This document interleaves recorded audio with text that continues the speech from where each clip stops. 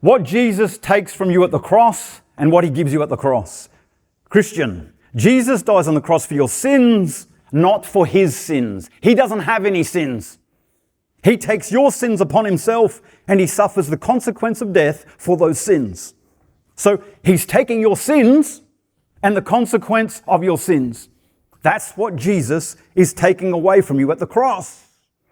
But glorious news. But the cross is not just about what Jesus is taking away from you, your sins and the consequence of your sins. It is also about what he is giving you. What he is giving you.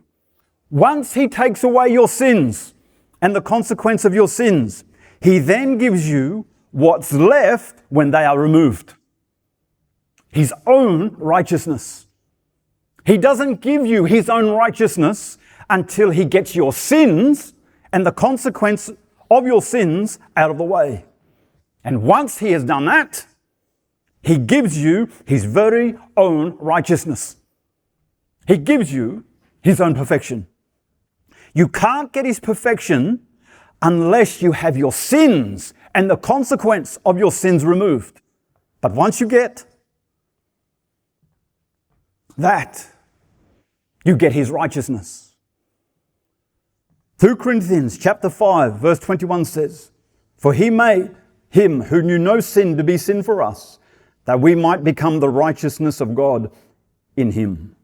God fixes the problem of your sin and then you become righteous. Jesus takes your sins and he gives you his righteousness.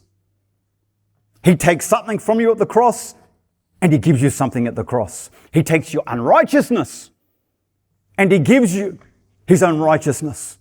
He takes your imperfection and he gives you his own perfection.